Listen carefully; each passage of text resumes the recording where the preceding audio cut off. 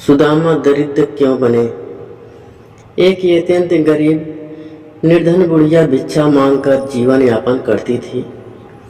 एक समय ऐसा आया कि 5 दिन तक उसे भिक्षा नहीं मिली।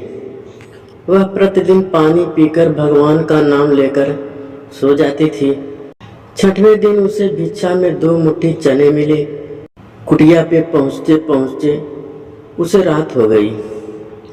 बुढ़िया ने सोचा अब ये चने रात में नहीं प्रातः काल बांसदेव को भोग लगाकर खाऊंगी।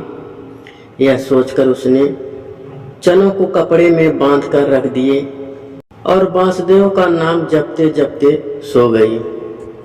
बुढ़िया के सोने के बाद कुछ चोर चोरी करने के लिए उसकी कुटिया में आ गए। चोरों ने चनों की पोटली देखकर समझा इसमें सोने के सिक्के हैं, अतः उसे उठा लिया। चोरों की आहट सुनकर बुढ़िया जाग गई और शोर मचाने लगी। शोर शराबा सुनकर गांव के सारे लोग चोरों को पकड़ने के लिए दौड़े। चने की पोटली लेकर भागे चोर पकड़े जाने के डर से संदीपन मुनि के आश्रम में छिप गए। उसी संदीपन मुनि के आश्रम में भगवान श्री कृष्ण और सुदामा शिक्षा ग्रहण कर रहे थे। चोरों की आहट सुनकर गुरु माता को लगा कि कोई आश्रम के अंदर आया है। गुरु माता ने पुकारा, कौन है? गुरु माता को अपनी ओर आते देख चोर चने की पोटली छोड़कर वहां से भाग गए।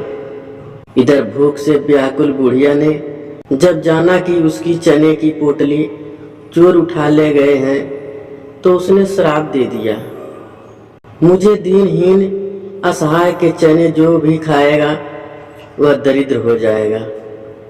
उधर प्रातःकाल आश्रम में झाड़ू लगाते समय गुरु माता को वही चने की पोटली मिली।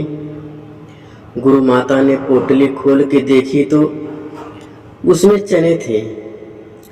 उसी समय सुदामा जी और श्री कृष्ण जी जंगल से लकड़ी लाने जा रहे थे।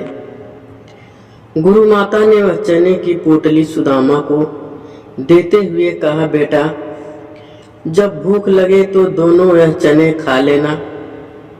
सुदामा जन्मजात ब्रह्मज्ञानी थे।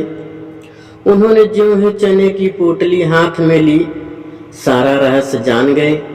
सुदामा ने सोचा गुरु माता ने कहा है यह चने दोनों लोग बराबर बांट के खाना, लेकिन ये चने अगर मैंने त्रिभुवनपति श्री कृष्ण को खिला दिए तो मेरे प्रभु के साथ साथ तीनों लोग दरिद्र हो जाएंगे।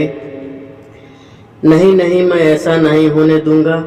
मेरे जीवित रहते मेरे प्रभु दरिद्र हो जाएं, मैं ऐसा कदापि नहीं करूंगा।